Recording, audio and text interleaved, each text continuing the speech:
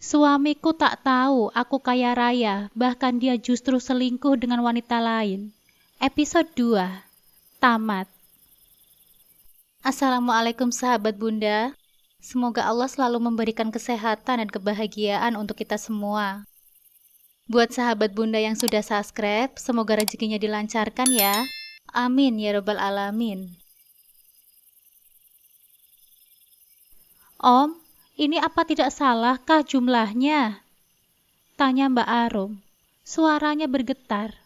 Nampaknya ia syok, sama sepertiku. Tidak, semua itu sudah benar. Kalian mendapatkan 3 miliar, dan itu semua murni untuk kalian. Oh iya, di surat itu juga tertera bahwa ada sebuah rumah dan sebidang tanah yang akan menjadi hak kalian. Pengurusan balik nama akan segera kami selesaikan. Seperti kejatuhan durian runtuh. Tentu saja itulah kondisi kami saat ini. Baru saja kemarin Mbak Arum mengabarkan terkait warisan itu. Awalnya kami pikir jumlahnya tak akan seberapa. Tetapi ternyata kami salah. Sungguh aku tidak percaya atas semua ini. Ternyata benar kata Bapak, bahwa ayahnya ibu atau kakekku adalah orang yang sangat kaya. Tapi aku tidak pernah berani membayangkannya sama sekali. Setelah Om Widodo dan pengacaranya pulang, Bapak mengatakan bahwa uang dan rumah itu sepenuhnya hak kami. Ia tidak ingin ikut campur. Bapak hanya ingin menikmati masa tuanya untuk beribadah.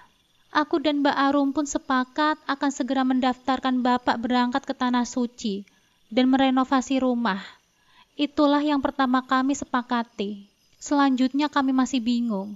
Dan kini, aku pun bingung. Apa yang akan aku katakan kepada suamiku tentang warisan yang aku dapatkan? Akankah aku jujur kepadanya? Kira-kira apa responnya saat mengetahui bahwa istrinya kini menjadi miliarder? Karena tak membawa jatah lauk pauk dan sayuran hari ini, aku memutuskan untuk membeli makanan di salah satu tempat makan yang kutemui di jalan. Sesekali aku ingin membawa makanan dari restoran. Apalagi hari ini adalah hari spesial, karena kabar yang baru saja aku terima. Melihatku membawa makanan yang berbeda dari biasanya, Mas Pram semangat menghampiri. Tidak sabar ia pun melahap semuanya. Tumben kamu bawa makanan dari restoran, Dek. Serunya dengan mulut penuh makanan. Iya, Mas. Alhamdulillah aku dapat rezeki lebih hari ini. Sebenarnya rasa sakit hati kepada Mas Pram akibat perbuatannya kemarin masih terasa. Tapi ada hal yang penting yang harus aku sampaikan kepada Mas Pram. Ya, tentang warisan yang aku dapatkan itu. Aku berharap kabar ini akan menjadi angin segar untuk rumah tangga kami. Setidaknya nanti jika memang Mas Pram merasa berat bekerja menjadi karyawan, mungkin ia bisa memulai bisnis. Kami bisa mencoba menjalani bisnis bersama, dengan modal dari uang warisan yang aku dapatkan. Seperti Intan dan suaminya yang merintis usaha bersama. Alhamdulillah, mudah-mudahan sering-sering dapat rezeki lebih ya, Dek. Amin. Mas juga ya. Aku doakan semoga segera mendapatkan rezeki pekerjaan lagi. Dia tidak merespon perkataanku sama sekali. Tetap sibuk makan. Mas, hari ini sudah coba ngelamar kerja belum? Tanyaku hati-hati. Tidak ingin ada pertengkaran lagi. Belum, Dek. Jawabnya dengan malas. Kenapa, Mas? Apa ada kesulitan? Tanyaku mencoba berhati-hati. Sungguh aku penasaran apa yang menghalangi dirinya untuk mencari pekerjaan selama 3 bulan lebih ini dan memilih untuk menganggur dan malah membiarkan istrinya yang bekerja. Aku belum siap saja, Dek. Lagian kan kamu juga sudah bekerja dan gaji kamu juga nampaknya cukup untuk keperluan kita berdua. Kebutuhan kita kan belum terlalu banyak. Biarkan aku istirahat dulu, Dila. Terangnya dengan ketus. Apa? Jadi dia merasa aku sudah mencukupinya? Nampaknya ada yang merasa keenakan di sini. Sampai kapan, Mas? Aku mulai tidak bisa menahan rasa kesalku atas apa yang diucapkannya. Ternyata ia selama ini memanfaatkan kebaikanku. Oh iya, Mas. Apa kamu selama ini tahu kalau aku bekerja di mana? Bagaimana caranya aku membanting tulang agar kamu bisa makan enak seperti ini, Mas? Bahkan kamu tidak peduli lagi sama aku. Sampai saat ini aku masih menunggu. Apa Mas Pram akan bertanya tentang di mana aku bekerja? Tapi sama sekali tidak pernah ia menyinggungnya. Ia hanya tahu bisa makan enak setiap harinya saja. Tahu nggak, Mas? Aku selama ini bekerja di catering. Pekerjaanku berat, Mas. Aku memasak untuk ribuan orang setiap harinya. Apa Mas tahu itu? Setiap harinya aku berhadapan dengan api dan minyak yang panas. Demi apa, Mas? Demi kita. Demi kamu bisa makan dan membeli kuotamu itu. Jadi kamu sekarang perhitungan, Dek. Aku yang membiayai kamu dari sejak menikah, Fadilah. Kamu baru-baru saja ini bekerja sudah perhitungan. Mencari nafkah itu kewajibanmu, Mas, bukan aku. Jika sekarang aku bekerja, itu bukan karena kewajibanku, tetapi hanya sebatas bantuan saja. Tapi ternyata kamu malah enak-enakan ongkang-ongkang kaki, hanya karena pernah membiayai aku hidup. Itu pun tidak seberapa, Mas. Uang 2 juta nggak cukup untuk hidup kita sebulan. Apalagi kamu selalu ingin makan enak setiap harinya. Murkaku sambil menatap mata tajamnya. Terus kamu maunya gimana sekarang? Tanya Mas Pram menantang. Ya kamu cari kerja lah, Mas. Berhenti main game dan jadilah suami yang bertanggung jawab. Tidak semudah itu, Fadilah. Kamu juga nggak tahu kan apa yang sebenarnya sedang aku hadapi? Ia menarik rambutnya. Nampak frustasi. Apa memangnya yang sedang kamu hadapi, Mas? Bagaimana aku bisa tahu kalau kamu juga tidak pernah cerita? Ah, sudahlah. Kamu tidak akan mengerti. Ia pun berlalu meninggalkanku. Entah kemana ia pergi. Karena ia pergi menggunakan motornya. Biasanya dia akan hanya mengurung diri di kamar jika kami bertengkar seperti ini. Ah, aku tidak peduli. Aku hanya mempertanyakan kewajibannya sebagai kepala rumah tangga. Tidak ada salahnya kan? Nampaknya memang aku harus mengurungkan niatku memberitahukan terkait warisan yang aku dapatkan. Sekarang saja ia sudah memanfaatkan aku, dan malah keenakan tidak bekerja. Bagaimana jadinya jika sampai Mas Pram tahu bahwa aku kini menjadi seorang miliarder? Yang ada nantinya malah dia akan semakin memanfaatkanku. Apalagi aku belum berhasil menemukan terkait untuk dan kemana semua uang yang dipakainya itu. Jika memang benar dia memiliki selingkuhan, bisa-bisa nanti uangku habis dipakainya untuk membiayai selingkuhannya itu. Aku tidak akan membiarkan Mas Pram memanfaatkanku. Apalagi jika itu untuk wanita lain, aku tidak akan pernah rela. Aku dan Mbak Arum sudah sepakat akan adil membagi uang warisan yang kami dapatkan. Kami memutuskan untuk membelikan Bapak rumah, membiayai umroh, dan juga membelikan sepeda motor baru untuknya. Kami juga akan merenovasi rumah Bapak, dan memilih untuk menjualnya dan membeli rumah yang baru di kota untuk Bapak. Hitung-hitung sebagai bentuk investasi. Juga untuk menghindari menjadi perbincangan warga sekampung tentang kami yang mendadak menjadi kaya raya. Aku sangat setuju ide ini, karena dengan begitu, Mas Pram dan keluarganya pun tidak akan mengetahui bahwa istrinya kini mendadak kaya. Ya, karena kampungku dan kampung mertuaku yang hanya bersebelahan saja, maka biasanya kabar akan sangat cepat menyebar dari satu kampung ke kampung yang lain. Tekadku sudah bulat untuk merahasiakan hal ini dari Mas Pram, karena aku ingin melihat apakah ia akan berubah, kembali menjadi seperti yang dulu. Dan aku juga ingin membuktikan terlebih dahulu terkait apa yang dia lakukan di belakangku. Aku tidak mau ada pengkhianatan terjadi dalam rumah tanggaku. Mbak Arum dan Bapak masih mengira rumah tanggaku baik-baik saja. Mereka tidak menaruh curiga sama sekali, karena selama ini aku tidak pernah menceritakan apapun. Aku kini sudah berhenti bekerja di catering milik Intan, karena begitu banyak yang harus aku urus terkait pembelian rumah, dan juga lain-lainnya. Semua hal aku yang mengurus. Mbak Arum tidak mungkin melakukannya karena ia kini tengah hamil muda. Kami membagi uang warisan itu menjadi 2 setelah dipotong uang pembelian rumah untuk bapak di kota, dan juga untuk umroh, juga membelikan motor bapak. Alhamdulillah masih tersisa sangat banyak sekali. Kurang lebih 2,5 miliar jatah kami berdua. Kami membaginya sama rata. Mbak Arum memutuskan untuk membeli sebuah ruko tak jauh dari tempat tinggal bapak di kota kini.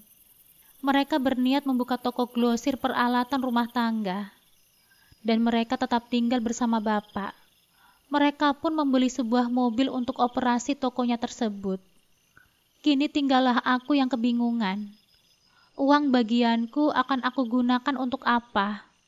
Aku harus berhati-hati memakai uang tersebut agar tidak ketahuan oleh Mas Pram. Sempat terfikir untuk membuka bisnis seperti Mbak Arum. Bagaimanapun aku harus memanfaatkan uang ini sebaik mungkin agar tidak habis begitu saja. 2 hari berselang setelah aku mendapatkan warisan tak terduga itu, aku diberitahu bahwa suami Intan kecelakaan. Cukup parah kondisinya. Ia kini koma dan dirawat di ruang ICU salah satu rumah sakit. Aku pun menjenguk mereka di rumah sakit. "Intan," panggilku. Intan langsung memelukku dengan erat saat melihatku datang. Tumpah semua air matanya. Pasti dia sedih sekali ketika orang yang kita sayangi berada di masa kritis seperti ini. "Aku takut, Dila. Aku takut Satria akan pergi meninggalkan aku. Aku nggak bisa hidup tanpa dia. 5 tahun aku hidup susah dan senang bersama dia. Lalu anak-anakku, aku tidak tahu apakah aku bisa membesarkan mereka tanpa Mas Satria." Tangisnya semakin kencang. Kondisi Satria cukup parah. Ia mengalami kecelakaan tunggal saat sedang mengantarkan catering ke salah satu perusahaan. Mobil yang ia kendarainya menabrak pembatas jalan tol. Beruntung kendaraan yang lain berhasil menghindar sehingga tidak terjadi tabrakan beruntun. Namun naas, Satria mengalami pendarahan di otak dan patah tulang kaki, tangan dan rusuknya. Ia masih harus menjalani beberapa macam operasi agar dapat segera sembuh. "Aku akan menjual usaha cateringku, Dila. Aku butuh uang yang cukup besar agar Satria bisa segera pulih," katanya saat aku menanyakan perihal biaya yang harus ditanggungnya. Aku tersentak kaget. Bagaimana mungkin Intan akan menjual bisnis cateringnya, sementara usahanya itu adalah satu-satunya pemasukan mereka.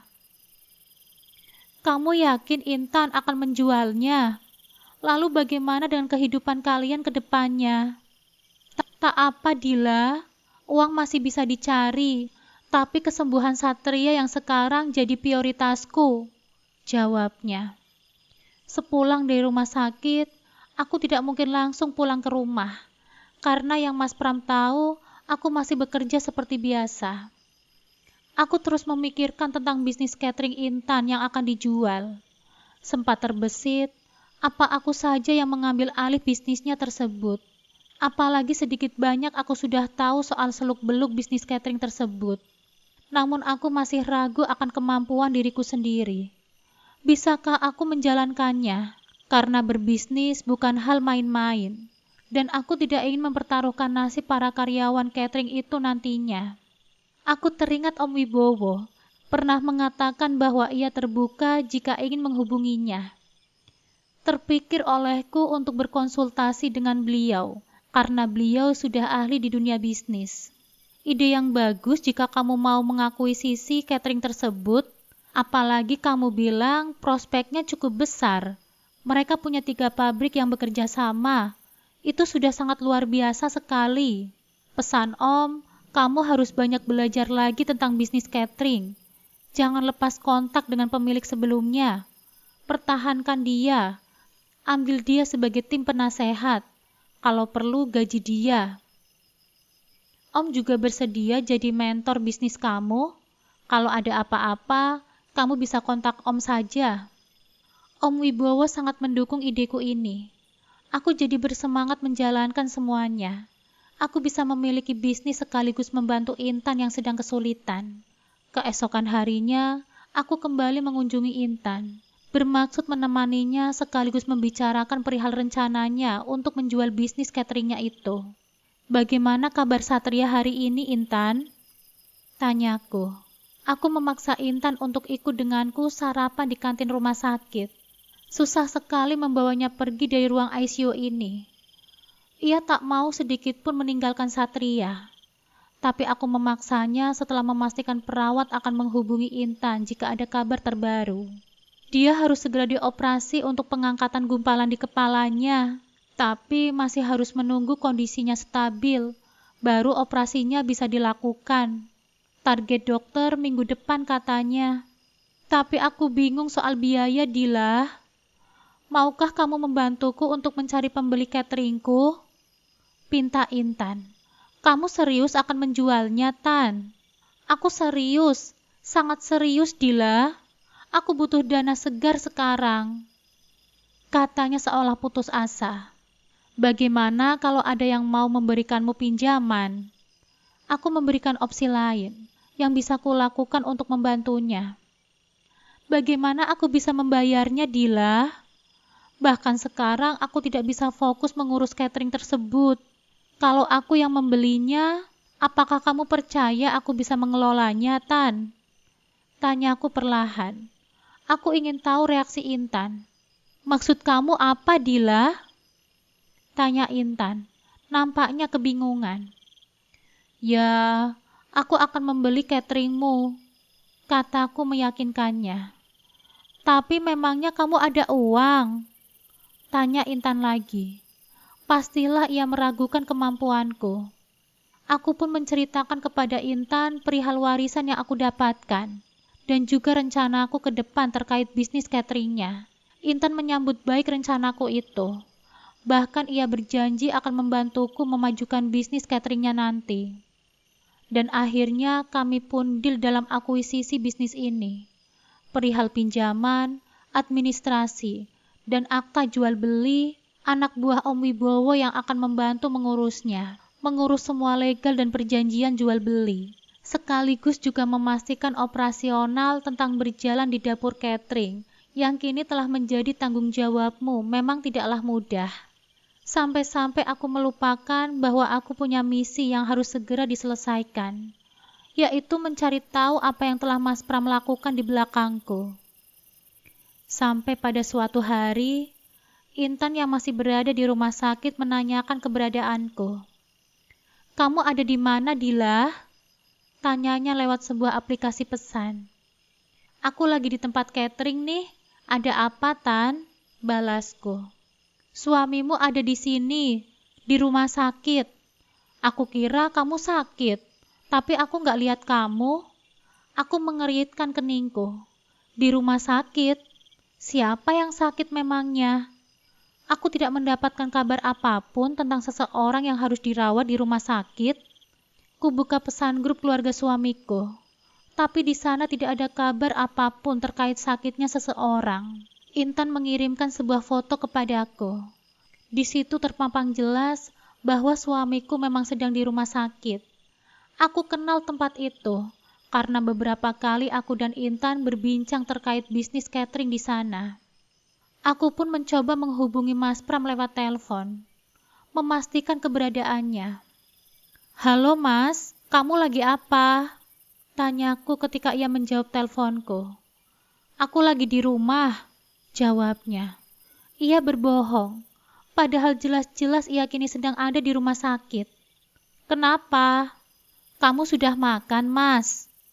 Aku mencari percakapan agar tidak terlalu mencurigakan. "Sudah. Barusan aku makan." "Mas," terdengar ada suara seorang perempuan dari balik telepon. "Sudah dulu ya, aku kebelet," kata Mas Pram buru-buru. Ia pun langsung menutup teleponnya. Suara perempuan siapa itu? Apakah suara selingkuhan Mas Pram? Ah, bisa saja kan perempuan itu bukan memanggil suamiku. Bisa saja suaranya tak sengaja tertangkap dari pembicaraan kami. Tapi yang pasti Mas Pram berbohong kepadaku. Tapi kenapa? Dan sedang apa Mas Pram di sana? Siapa yang sebenarnya tengah sakit? Atau jangan-jangan Mas Pram sendiri yang sedang sakit dan ia menyembunyikannya dariku? Setelah mengetahui kebohongan Mas Pram kemarin, aku memilih untuk tidak berangkat bekerja hari ini. Ingin mengetahui adakah gelagat mencurigakan dari Mas Pram yang selama ini aku lewatkan. Berbagai asumsi ada di benakku. Pertama, ia pergi ke rumah sakit bersama seorang perempuan yang kudengar suaranya di telepon kemarin. Mungkin saja perempuan itu adalah selingkuhannya yang selama ini aku cari. Dan asumsi yang kedua, ia sedang memeriksakan kesehatannya sendiri. Ya, bagaimana kalau selama ini Mas Pram menyembunyikannya kepadaku bahwa dirinya sedang sakit? Bagaimana kalau uang-uang yang dia pakai kemarin untuk membiayai pengobatannya sendiri? Keesokan harinya, aku bersikap seolah biasa saja. Namun justru Mas Pramlah yang memulai obrolan. "Kamu nggak bekerja hari ini?" tanya Mas Pram. Mungkin ia merasa aneh jam 9 pagi aku masih di rumah, malah sibuk menyetrika baju. "Enggak, Mas. Aku hari ini libur dulu," jawabku. Tentu saja aku bisa libur kapanpun yang aku mau, karena sekarang akulah bosnya. Lagi pula aku masih bisa bekerja di rumah, mengontrol semuanya agar berjalan dengan lancar. "Jangan terlalu sering gak masuk kerja, nanti gajimu dipotong," katanya lagi. Ah, cari masalah orang ini. Apa hanya itu yang bisa dia katakan? Apa hanya itu yang bisa dia lakukan? Memang kenapa kalau gajiku dipotong? Apa akan mempengaruhi hidupnya? Oh iya, nanti dia kan bisa makan enak lagi. Tidak tahu saja dia, walau aku rebahan saja, kini uang tetap masuk ke dalam rekeningku. Biarlah. Aku tidak akan terpengaruh oleh sikapnya yang menyebalkan itu. Aku akan fokus pada tujuanku, mencari bukti terkait kebohongan Mas Pram. Terdengar Mas Pram batuk-batuk. Memang sudah seminggu belakangan ini, kuperhatikan ia sering batuk. "Sudah minum obat, Mas?" tanyaku. "Sudah. Kemarin aku sudah beli obat. Batuknya nyebelin, gak sembuh-sembuh," jawabnya. "Apa perlu diperiksa ke rumah sakit, Mas?" tanyaku. Sengaja aku menekankan kata rumah sakit, memancingnya. "Gak perlulah, nanti juga sembuh sendiri kok," jawabnya. Aku memperhatikan fisik Mas Pram kini. Apakah ada terlihat seperti orang sakit? Tidak ada yang mencurigakan sebenarnya. Ia terlihat sangat segar dan bugar, kecuali kini perut ratanya mulai menonjol. Tentu saja sudah 3 bulan ini kerjanya hanya rebahan, makan dan main game. Juga wajah mulusnya mulai terlihat sedikit kusam. Jambangnya tak juga ia cukur. Jujur aku kasihan melihat kondisinya saat ini. Tidak ada lagi Mas Pram yang tampil klimis setiap harinya. Memang sebagai seorang teller bank, ia dituntut tampil semenarik mungkin. Namun sekarang, ia mungkin merasa tidak perlu merawat dirinya lagi. Kuperhatikan batuk Mas Pram semakin menjadi saja. "Sudah diminum obatnya, Mas?" tanyaku. Dia menggeleng. "Di mana obatnya? Biar aku ambilkan," tawarku. Kulihat ternyata obat yang dibelinya hanya obat batuk biasa, bukan obat batuk dari rumah sakit. Berarti kemarin dia bukan memeriksakan dirinya. Atau mungkin penyakitnya tak terlihat. Siang itu aku belanja ke warung Boknah. Warung tersebut tidak begitu jauh dari rumahku. Aku memilih berbelanja lebih siang, walau kadang kehabisan bahan masakan. Tapi setidaknya aku tidak bertemu dengan ibu-ibu yang hobinya kepo pada kehidupan orang lain. Namun naas, ketika baru saja sampai di warung Boknah, tiba-tiba datang Jeng Asih. Salah satu orang yang paling kuhindari di lingkungan ini, karena ia suka sekali ingin tahu urusan orang lain. Mbak Dilah, lama gak kelihatan nih," sapanya sambil tersenyum manis, yang entah kenapa terlihat palsu olehku. Hehehe, iya Bu, jawabku. Mbok Nah, beli gula, minyak dan telur 1 kilo ya Mbok. Sungguh aku ingin segera menyelesaikan belanjaanku. Segera kupilih sayuran yang akan aku kelola hari ini. Mbak Dila, itu suamimu kok aku lihat sering ada di rumah terus sih. Emangnya nggak kerja ya Mbak? Yang kutakutkan akhirnya terjadi. Jeng Asih langsung melancarkan aksinya. Bak wartawan yang tidak mau kehilangan momen saat bertemu dengan narasumbernya. Jujur aku tidak siap menjawab pertanyaannya itu. Apa aku harus jujur terkait kondisi suamiku yang sedang tidak bekerja? Namun nantinya pasti hal itu akan menjadi bahan gunjingan orang. Atau aku harus berbohong saja tentang kondisi yang sebenarnya. Suamiku lagi ada urusan, Bu. Jadi ya begitu, kelihatannya sering ada di rumah. Ya Allah, maafkan aku yang tidak bisa jujur. Urusan apa sih Mbak Dila? Tapi berarti berhenti kerja ya? Soalnya kalau bekerja di bank, kan gak mungkin perginya siang, pulangnya masih siang juga setiap harinya. Ternyata Jeng Asih tidak berhenti, sampai ia puas dengan jawaban yang aku berikan. Tapi tunggu, apa katanya tadi? Mas Pram setiap hari pergi? Bukankah setiap aku menghubunginya, dia bilang sedang ada di rumah? Atau Mas Pram ke rumah ibu mertuaku? Mbok Nah, ini aku sudah selesai ya belanjanya. Tolong dihitung ya Mbok. Cepetan, aku kebelet Mbok, kataku. Aku berpura-pura kebelet pipi saja, daripada terus dicecar pertanyaan Jeng Asih. Loh, Mbak Dila, sebelum belanja itu ya buang hajat dulu lah Mbak, biar bisa tenang belanjanya, kata Jeng Asih lagi. Aku hanya bisa membalas dengan senyuman. Semuanya jadi 125.000 ya Mbak Dila. Kuserahkan uang untuk membayarnya. Alhamdulillah selesai belanjanya, dan aku segera bergegas dari tempat biang gosip ini. Mbak Dila, jadi bagaimana pertanyaanku? Kok belum dijawab sih? Emangnya suaminya kerja di mana sekarang? Maaf ya Bu, aku kebelet. Nanti saja kapan-kapan aku jawabnya. Permisi Bu. Aku pun langsung beranjak pergi. Tidak kuhiraukan Jeng Asih yang mengumpat kesal karena aku pergi begitu saja. Mungkin sikapku tadi akan jadi gunjingan ibu-ibu yang lain. Tapi biarkan sajalah.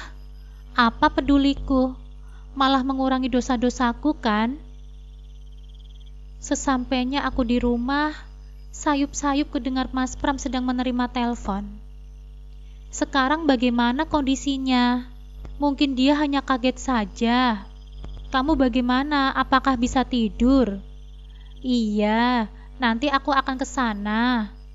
Baiklah, sudah dulu ya. Dengan siapa Mas Pram berbicara? Kenapa terdengar sangat lembut gaya bicaranya? Rasanya sudah lama sekali aku tidak mendengar Mas Pram berbicara selembut itu kepadaku. Aku memasak makanan kesukaan Mas Pram hari ini. Semur jengkol, ayam goreng, tahu goreng, sambal, dan lalapan. Wah, menu spesial nih, seru Mas Pram antusias.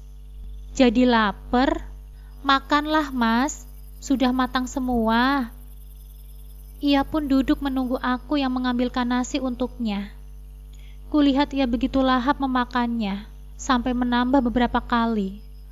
Seusai makan, saat sedang mencuci piring, aku merasa ada yang memelukku dari belakang. Mas Pram menempelkan kepalanya di kepalaku. Makasih ya sayang, sudah masakin makanan yang enak banget, katanya dengan lembut. Ia semakin mengeratkan pelukannya. Makasih juga sudah perhatian sama aku. Senang deh dapat perhatian dari kamu lagi. Entah kenapa, nampaknya aku menjadi sangat sensitif sekali hari ini. Baru diperlakukan begini saja, malah membuat aku menangis. Kamu kenapa sayang? Tanyanya dengan lembut. Mas ada salah ya? Tanyanya lagi, menunggu jawabanku. Makin tidak dapat kutahan tangisanku. Aku menangis sekencang-kencangnya di pelukan Mas Pram. Apakah ia merasa tidak bersalah sedikit pun setelah semua yang terjadi dan setelah semua yang ia perbuat kepadaku? Ia pun membalikkan tubuhku ke hadapannya, agar aku menghadapnya. Ia kembali mengeratkan pelukannya. Rasanya nyaman sekali, walaupun tanganku masih penuh dengan sabun cuci piring yang belum sempat aku bilas. Walau apapun yang sedang terjadi dalam rumah tanggaku, kini aku harus fokus pada bisnis cateringku. Ada banyak keluarga yang menggantungkan hidupnya di sini. Kualitas masakan pun harus tetap aku jaga dengan baik, agar bisnis ini bisa panjang ke depannya. Aku tidak boleh lengah sedikit pun. Salah sedikit saja akan fatal akibatnya. Sudah seminggu sejak kejadian terakhir Intan memberitahuku keberadaan suamiku. Selama itu, aku tidak menemukan sesuatu hal yang mencurigakan lainnya lagi. Saat sedang asik bekerja, tiba-tiba Intan menelponku. "Dila, suamimu ada di sini lagi," katanya langsung to the point. Tentu yang dimaksud Intan itu adalah di rumah sakit. "Intan, boleh aku minta tolong? Ikuti dia ya, cari tahu dia bersama dengan siapa dan apa yang sedang dia lakukan," pintaku kepadanya. Kini aku harus bergerak cepat untuk membuka semua tabir. Baiklah, kebetulan ada kakaknya Satria datang ke sini. Dia bisa aku mintai tolong untuk menjaga Satria, sementara aku mengikuti suamimu. Terima kasih banyak ya Intan. Aku tidak sabar menunggu kabar dari Intan. Kulihat sudah 1 jam sejak Intan memberi kabar lagi, berharap usaha kali ini berjalan dengan lancar. Sebuah pesan foto masuk, disusul beberapa foto berikutnya. Dia bersama seorang perempuan dan bayi. Aku baru ingat, minggu kemarin juga perempuan ini yang bersama dengannya. Kulihat semua foto yang dikirimkan oleh Intan. Di sana Mas Pram sedang duduk di meja pendaftaran. Di belakangnya berdiri seorang perempuan yang kira-kira usianya denganku, yang sedang menggendong seorang bayi. Di foto lainnya, mereka sedang berbincang dan keluar dari ruang pemeriksaan dokter spesialis anak. Yang paling membuatku terpukul adalah satu kalimat foto di mana Mas Pram sedang menggendong bayi tersebut. "Terima kasih Intan, ini sangat membantu sekali." "Sama-sama Dila, kamu tetap semangat ya." Ia menyisipkan emotikon senyum dan juga cinta di akhir pesannya. Yang aku suka dari Intan, ia sama sekali tidak bertanya segala macam. Padahal ia tahu dengan jelas bahwa suamiku sedang bersama dengan perempuan lain. Selepas pulang bekerja, seperti biasa, Mas Pram sedang duduk manis dengan gawainya. Aku sama sekali tak berniat berbincang atau sekedar berbasa-basi dengannya. Sebenarnya sejak tadi, Mas Pram mempertanyakan perubahan sikapku. Tapi aku bahkan tidak bisa berkata apapun setelah mengetahui bahwa besar kemungkinan ia telah mengkhianatiku. Malam ini aku tidak bisa sekedar memejamkan mata. Bayangan Mas Pram bersama dengan wanita lain dan bayinya itu terus menghantuiku. Sakit rasanya mengetahui semua itu. Wanita itu cantik, paras keibuannya begitu nampak. Ia juga anggun dan terlihat begitu dewasa. Sedangkan bayinya yang terlihat masih sangat kecil, mungkin usianya sekitar 2 atau 3 bulanan. Jika memang Mas Pram telah berselingkuh dan anak yang digendongnya itu adalah anaknya, berarti Mas Pram telah mengkhianatiku cukup lama. Atau mungkin dari sebelum mereka menikah. Atau juga jangan-jangan akulah orang ketiga dalam kehidupan mereka. Rasanya tak sanggup lagi menjalani biduk rumah tangga jika begini. Ingin rasanya aku akhiri. Untuk apa bertahan jika sudah ada pengkhianatan? Belum lagi Mas Pram pun sudah tidak lagi memberikan nafkah untukku dan membiarkan aku yang menjadi tulang punggung keluarga kami. Tapi walau bagaimanapun juga, rumah tangga bukanlah sebuah permainan yang bisa diakhiri dengan mudah apabila ada yang tidak berjalan dengan sesuai harapan. Lagi pula semuanya masih belum jelas. Aku masih membutuhkan bukti dan informasi yang valid. Aku tidak mungkin begitu saja bertanya perihal perempuan itu kepada Mas Pram. karena bisa saja ia akan mengelak semuanya. Setelah selesai menyiapkan sarapan pagi untuk kami, aku menunggu suamiku untuk sarapan bersama, seperti biasanya. Namun kutunggu ia tak kunjung datang. Ku coba menghampirinya ke kamar. Kulihat ia tengah bersiap, nampaknya akan pergi. "Mau kemana kamu, Mas?" tanyaku. "Hari ini Mas mau coba kerja, Dek," jawabnya. Membuatku tak percaya. Setelah sekian lama, akhirnya ia berniat untuk bekerja juga. "Alhamdulillah. Di mana memangnya, Mas?" tanyaku antusias. "Ikut temenku, ngojek." Aku tersentak kaget. Apa aku tidak salah dengar? Mas Pram mau ngojek? Apa ia tengah kerasukan, sehingga akhirnya mau melakukan pekerjaan yang paling ia tidak sukai? "Kamu serius, Mas?" tanyaku lagi meyakinkan. "Iya, aku serius, Dek. Daripada aku diam saja di rumah." Pantas saja ia bilang mau bekerja, tapi pakaian yang ia pakai hanya pakaian biasa. Ternyata itu karena ia mau ngojek. Menurutku hal ini adalah sebuah kemajuan pesat setelah 4 bulan lebih menganggur. Akhirnya ia mau keluar rumah untuk mencari uang. Untuk menafkahiku saja, aku sudah bersyukur. Walau mungkin nanti hasilnya tak seberapa. Toh aku juga sudah memiliki penghasilan yang lumayan dari bisnis cateringku. Tapi lalu aku teringat akan wanita di rumah sakit yang bersamanya kemarin. Apa iya Mas Pram mau mencari pekerjaan untuk menafkahi aku? Atau jangan-jangan ia mencari kerja untuk wanita lain? Sepulang kerja, aku mendapati ibu mertuaku di rumah. Aku belum bertemu ibu mertuaku lagi semenjak kejadian mereka membicarakanku di belakang waktu itu. Rasanya malas jika harus bertemu dengannya dan berpura-pura baik-baik saja. Padahal sakit hati ini masih terasa. Tapi aku harus tetap berbuat baik kepadanya.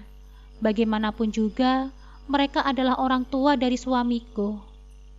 "Assalamualaikum." Aku pun masuk ke dalam rumah dan menyalami ibu mertuaku. Kulihat di meja tertata banyak makanan enak. Pasti ibu mertuaku yang membawakannya. Ibu mertuaku ini sebenarnya memang baik, tapi memang mulut ibu mertuaku sangatlah tajam.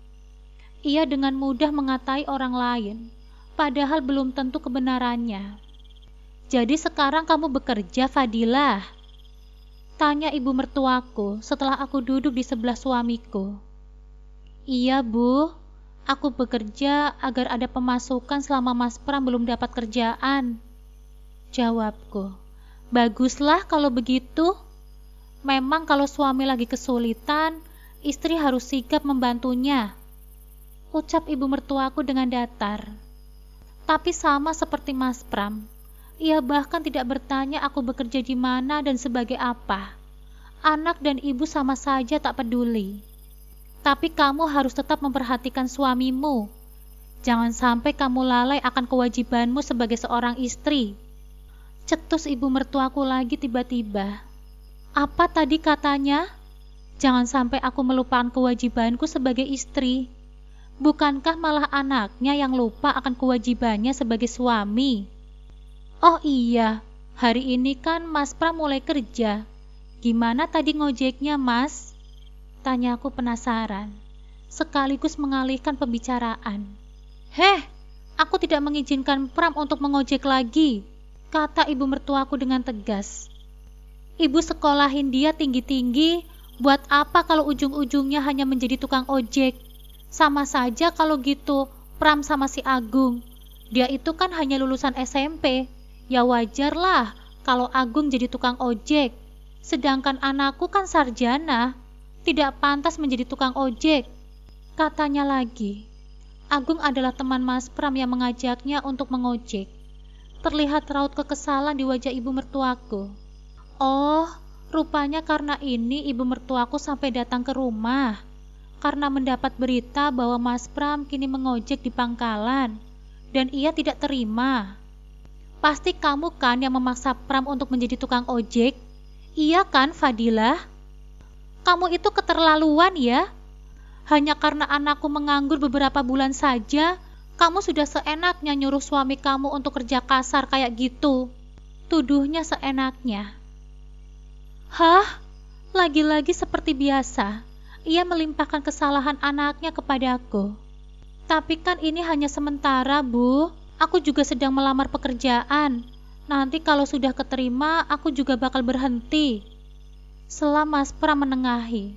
Mungkin ia belajar dari kesalahannya sebelumnya, karena dia diam saja saat aku dituduh yang tidak-tidak. Tidak, Pram. Tidak bisakah kamu menurut sama ibumu? Ibu nggak mau ya dengar kalau kamu ngojek lagi besok. Mau taruh di mana muka ibu kalau sampai orang-orang tahu kalau anak ibu sekarang menjadi tukang ojek? Ibu kini menangis. Sungguh aku merasa aneh. Kenapa ibu lebih malu anaknya menjadi tukang ojek dibandingkan menjadi pengangguran yang hidup dari hasil jerih payah istrinya sendiri?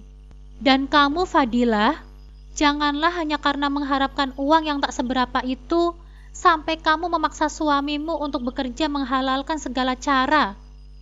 Bersabarlah, nanti dia juga akan bekerja di kantoran lagi.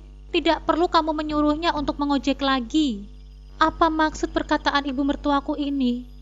Bukankah menjadi tukang ojek jauh lebih baik daripada bekerja dan menggelapkan uang orang lain? Lagi pula uang apa yang aku harapkan dari anakmu itu, Bu?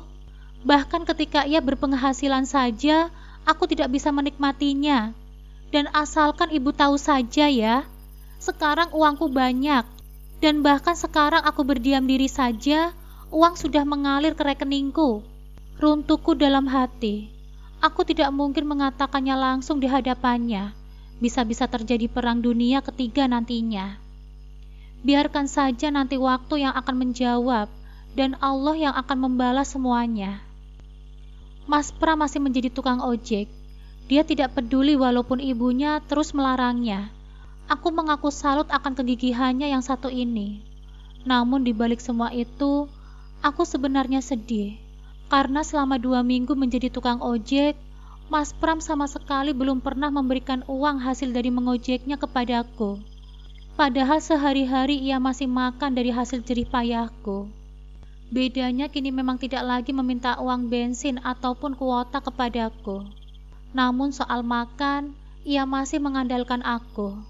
Atau mungkin ia akan memberikannya di akhir bulan nanti. Tapi kan hasil dari mengojek didapatkan setiap hari. Rasanya malas untuk mempertanyakan kemana hasil ngojek yang dia dapatkan setiap harinya. Karena seharusnya, tanpa bertanya ataupun diminta, ia akan langsung memberikannya kepadaku. Kita lihat saja sampai kapan ini semua akan bertahan. Aku akan fokus untuk mencari bukti pengkhianatannya kepadaku, dan juga fokus membesarkan bisnisku. Kini bisnisku berkembang dengan pesat. Beberapa perusahaan mau bekerja sama dengan cateringku. Aku pun menambah karyawan untuk bekerja di dapur dan di pengiriman. Atas saran Om Wibowo, aku pun merekrut beberapa orang di bagian administrasi, agar semuanya lebih rapi dan tertulis. Satria suami Intan sudah keluar dari rumah sakit. Kini tinggal pemulihan saja di rumah. Intan sesekali datang ke rumah produksi cateringku. Tak kusangka aku bisa mengembangkan bisnis ini menjadi lebih sukses lagi. Intan pun sangat senang karena tetap berada di bisnis yang telah ia lahirkan. Intan menjadi tim penasehat bisnisku bersama Om Wibowo. Aku memberikannya gaji bulanan sesuai dengan jabatannya. Setidaknya Intan kini memiliki pemasukan bulanan juga. Terima kasih ya Fadilah, sudah membeli bisnis cateringku ini pada waktu itu. Kalau orang lain yang beli, mungkin aku sudah tidak akan bisa lagi masuk ke sini, kata Intan saat sedang berkunjung ke dapur ikut mengontrol tim dapur memasak. Aku yang berterima kasih sama kamu Intan, karena telah mempercayakannya kepadaku, padahal aku sama sekali tak ada basic bisnis. Tapi kamu hebat Fadilah, sekarang catering ini sudah semakin besar. Pencapaiannya sudah jauh melebihi saat aku yang pegang. Alhamdulillah, semuanya berkat kamu juga Intan. Lalu apa ada rencana lain ke depannya Fadilah? Om Wibowo menyarankan agar aku membuka restoran. Aku sedang memikirkannya. Apakah aku mampu atau tidak? Wah, ide yang sangat bagus tuh. Bikin restoran yang instagramable dan masakannya enak dengan banyak varian. Dan tentu saja harganya yang terjangkau. Pasti banyak peminatnya. Iya, mudah-mudahan saja semuanya lancar ya. Doakan saja, Intan. Oh iya, Intan. Sebenarnya aku ingin minta bantuan kamu, kataku, mencoba mengalihkan topik pembicaraan. Intan menatapku dengan penuh perhatian. Mau minta tolong apa, Dila? Kalau aku bisa bantu, pasti akan aku bantu. Jawabnya tegas. Aku menarik nafas dalam, ragu untuk mengungkapkan kegelisahanku. Intan, aku sebenarnya ragu apa yang disembunyikan oleh Mas Pram dariku. Aku ingin menyelidikinya. Ucapku pelan, namun penuh kebimbangan. Ekspresi Intan berubah serius. Terus rencana kamu bagaimana, Dila? Tanyanya dengan nada penasaran. Aku menggigit bibir bawahku, mencoba merangkai kata-kata. Tan, aku ingin tahu dulu siapa wanita yang ada di rumah sakit kemarin. Aku yakin dia ada hubungan spesial dengan Mas Pram. Intan menghela nafas panjang. Kamu yakin kamu mau tahu? Kadang lebih baik kita nggak tahu hal-hal yang bisa menyakitkan, Dila. Aku menunduk, meremas jemariku sendiri. Aku harus tahu, Intan. Aku nggak bisa terus-terusan dibayangi perasaan curiga tanpa bukti yang jelas. Intan menatapku beberapa saat, lalu mengangguk mantap. Ya sudah, begini saja. Kita cari info di rumah sakit itu ya. Kebetulan ada temanku yang bekerja di bagian administrasi di sana. Barangkali kita bisa tahu siapa wanita yang bersama Mas Pram kemarin. Setelah itu kita lihat langkah selanjutnya. Aku mengangguk cepat. Ya sudah, Tan. Kita ke sana sekarang ya. Tanpa buang waktu, kami segera berangkat ke rumah sakit. Jantungku berdebar kencang sepanjang perjalanan. Aku tahu, langkah ini bisa membuat sesuatu yang mungkin akan mengubah hidupku. Tapi aku harus siap. Sesampainya di rumah sakit, Intan langsung menghubungi temannya. Tidak lama kemudian, seorang perempuan dengan seragam administrasi rumah sakit menghampiri kami. Dia nampak ragu saat mendengar permintaan kami. Maaf Dila, aku sebenarnya nggak bisa sembarangan kasih data pasien. Ini melanggar kebijakan rumah sakit, ujarnya pelan, melirik sekitar dengan gelisah. Intan tidak menyerah. Dengan suara rendah namun tegas, ia berkata, kita nggak minta kamu ngasih data pasien secara langsung. Kita cuma butuh sedikit petunjuk, mungkin alamatnya saja. Tolong ya. Teman Intan terdiam sejenak, lalu menghela nafas panjang. Akhirnya setelah Intan memohon dengan berbagai alasan, ia berbisik lirih.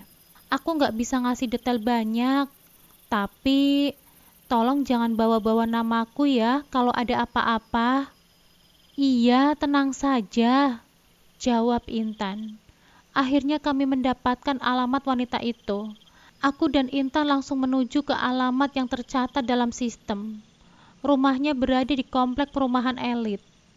Aku menarik nafas panjang. Aku tidak tahu apakah aku benar-benar siap. Tapi satu hal yang pasti, aku tidak akan mundur. Kami mengamati sejenak rumah itu.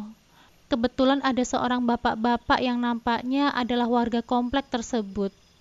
Intan memberanikan diri untuk bertanya kepadanya. Selamat siang, Pak. Permisi, boleh tahu rumah yang berwarna krem itu milik siapa ya? Tanya Intan dengan sopan. Bapak itu menatap kami dengan sedikit curiga. Rumah itu? Iya, Pak. Betul, rumah itu. Jawabku cepat. Emangnya Mbak berdua ada keperluan apa tanya-tanya rumah itu? Tanyanya dengan dahi berkerut. Intan tersenyum ramah. Oh, enggak, Pak. Kami sedang mencari alamat seorang yang dulu pernah pesan catering di tempat kami. Kebetulan kami berdua pemilik catering, dan kami ingin bersiraturahmi saja, Pak. Cuma dulu kami hanya dapat ancar-ancar rumahnya saja. Bapak itu mengangguk. Oh, begitu ya. Jadi ibu rumah itu namanya Mbak Dewi. Dia dulu teller di bank, tapi setelah hamil dan melahirkan, dia tidak bekerja lagi di sana. Aku langsung menangkap kata-kata bapak itu. Oh, dia baru melahirkan ya, Pak? Bapak itu mengangguk. Iya, Mbak. Tapi sih dengar-dengar suaminya itu ternyata masih punya istri. Memang sih mereka nikah siri. Alasannya suaminya masih mengurus perceraian. Tapi katanya aslinya suaminya itu belum bercerai. Hatiku berdegup kencang. Nama suaminya siapa ya, Pak? Tanyaku penuh rasa penasaran. Bapak itu menggeleng. Kalau namanya saya kurang tahu, Mbak. Tapi dia dulu bekerja di bank juga. Dek, jantungku seraya berhenti berdetak. Ya Allah, apa mungkin memang benar suamiku berselingkuh? Intan melihat ekspresi wajahku yang mulai berubah. Ayo kita pergi saja dari sini, ujarnya cepat. Takut bapak itu menyadari mataku yang mulai berkaca-kaca. Setelah itu, Intan meminta bantuan salah satu temannya yang sering bekerja sebagai mata-mata. Beberapa hari kemudian, Intan menghubungiku dengan kabar yang mengejutkan. Fadila, aku minta tolong kamu segera ke rumahku ya. Ini sangat penting. Saat aku tiba di rumahnya Intan, dia langsung menjelaskan temuan orang suruhannya itu. Ternyata wanita itu, Dewi Kurniasih, adalah mantan teller di bank tempat Mas Pram bekerja. Dan suami yang dimaksud bapak di komplek itu memang benar Mas Pram. Jadi pernikahanku yang baru 14 bulan ini dihianati hanya dalam waktu 2 bulan saja setelah pesta pernikahan. Ucapku lirih, hampir tak percaya. Intan mengangguk dengan wajah prihatin.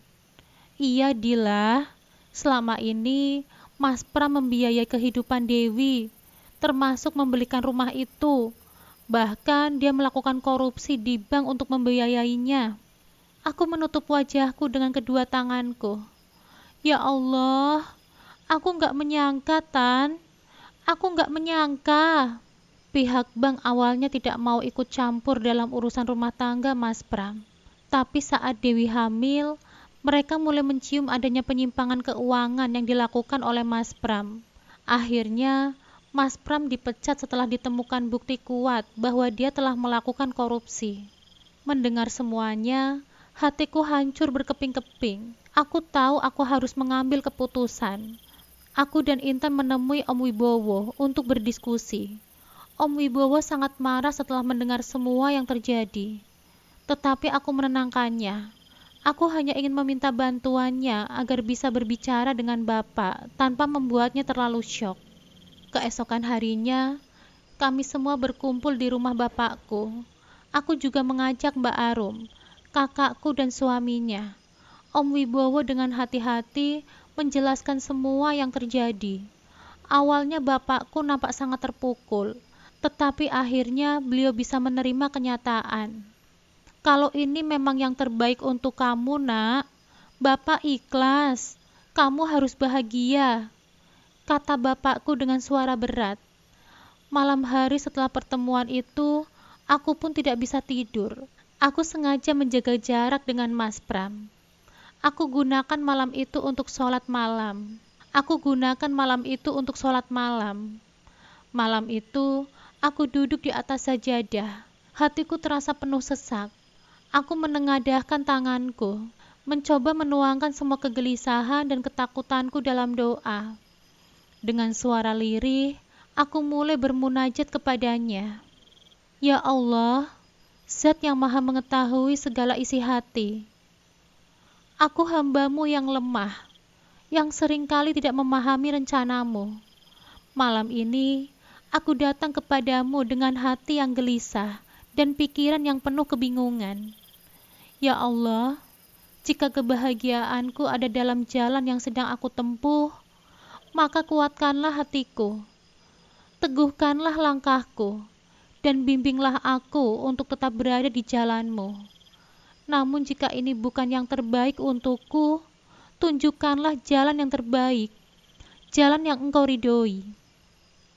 Ya Rob, aku memohon ketenangan dalam hatiku. Jangan biarkan aku tenggelam dalam kekecewaan dan kesedihan. Berikanlah aku keikhlasan untuk menerima setiap takdir-Mu dengan lapang dada. Ya Allah, Engkau yang Maha mengetahui segala yang tersembunyi. Aku serahkan semuanya kepadamu, karena hanya Engkaulah yang Maha mengatur kehidupan ini. Ya Allah, berikanlah aku kekuatan, kesabaran, dan keyakinan bahwa setiap yang terjadi adalah skenario terbaik-Mu. Amin ya Rabbal Alamin. Setelah selesai berdoa, aku mengusap wajahku dengan kedua tangan yang sedikit bergetar. Ada ketenangan yang perlahan-lahan merayapi hatiku. Meski bayang-bayang keraguan masih mengintai. Aku tahu, esok pagi mungkin tidak akan lebih mudah. Tetapi aku percaya, Allah selalu punya rencana yang terbaik untukku. Keesokan paginya, kami menemui Mas Pram di rumah. Om Wibowo membawa Pak Hamid, seorang kuasa hukum yang akan membantuku dalam proses perceraian. Saat aku menatap Mas Pram, perasaanku sudah kosong. Om Wibowo langsung ke inti pembicaraan. Pram, semua bukti perselingkuhan kamu sudah jelas. Jangan coba-coba kamu mengelak. Mas Pram awalnya mencoba membela diri, tetapi setelah semua bukti ditunjukkan, dia hanya bisa terdiam dan meminta maaf. Aku hanya bisa menatapnya dengan datar. Permintaan maafmu gak akan mengubah apapun, Mas. Aku sudah cukup menderita. Kita sudahi saja semuanya. Sidang berlangsung begitu cepat dengan bantuan kuasa hukum Om Wibowo. Perceraian pun resmi diputuskan. Namun cobaan belum berakhir. Ibu Mas Pram datang mencemoohku. Kamu itu wanita yang gak berguna. Makanya Pram cari yang lain. Om Wibowo tidak tinggal diam. Dilah itu pemilik catering yang sukses. Selama ini yang menghidupi Pram justru dia. Siapa yang gak berguna? Mereka langsung terdiam. Tidak bisa berkata apa-apa. Setelah resmi menyandang status janda, aku membuka restoran baru. Suatu hari, Mas Pram dan ibunya datang meminta belas kasihan, bahkan meminta rujuk. Aku menatap mereka tanpa emosi. Maaf, tapi pintu masa laluku sudah tertutup. Aku siap menjalani hidup yang lebih baik tanpa kamu. Dan kali ini, aku benar-benar melangkah tanpa menoleh ke belakang lagi.